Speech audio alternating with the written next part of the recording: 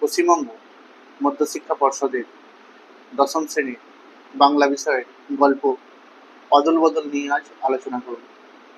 এই অদল বদল গল্পটি লিখেছেন গুজরাটি ভাষার স্বনামধন্য কবি পান্নালাল প্যাটেল, আর এই গল্পটি বাংলায় তর্জমা করেছেন অর্ঘকুসুম দত্তগুপ্ত। পান্নালাল প্যাটেল রচিত এই গল্পটি সাহিত্য একাডেমি কর্তৃক নির্বাচিত গল্প সংকলন থেকে নেওয়া হয়েছে। এই অদল বদল গল্পের দুটি প্রধান চরিত্র অমৃত এবং ইসাব। এই অমৃত ও ইসাব নামে দুটো চরিত্র নিয়ে গল্পটি লেখক রচনা করেছেন, যেখানে অমৃত এবং ইসাব দুজনেই সমবয়সী।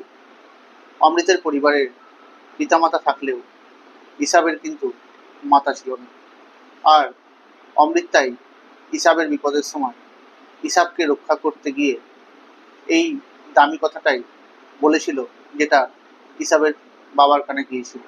অর্থাৎ সেই কথাটি ছিল, ইসাব যখন তার বাবার কাছে ধরা পড়ে যাবে সেই ভয়ে বাড়ি যেতে পারছিল না, তখন অমৃত তাকে বলেছিল সে যদি মার খায় তাহলে তাকে বাঁচানোর জন্য তার মা আছে, কিন্তু ইসাবকে বাঁচানোর জন্য কেউ নেই।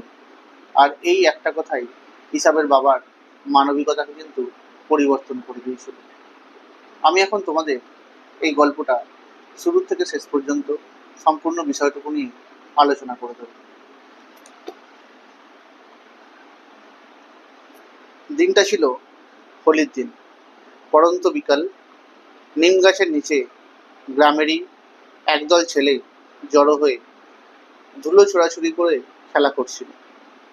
তারা হাত ধরাধরি করে অমৃত ও ইসাব ওদের কাছে এসেছিল। দুজনের গায়েই ছিল সেদিনের তৈরি নতুন ধরনের জামা।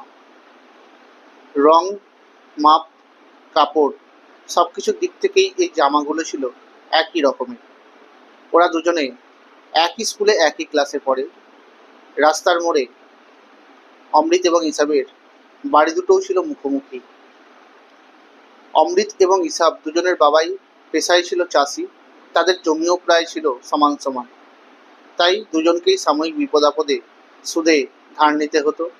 বলতে গেলে অমৃত এবং ইসাব তাদের সবই একরকম, শুধুমাত্র পার্থক্য বা তফাৎ ছিল একটা বিষয়, সেটি হলো অমৃতের বাবা মা আর 3 ভাই ছিল, কিন্তু ইসাবের ছিল শুধু তার বাবা। তাই এই অমৃত ও ইসাব দুই বন্ধুতে মিলে সান বাঁধানো ফুটপাতে যখন এসে বসে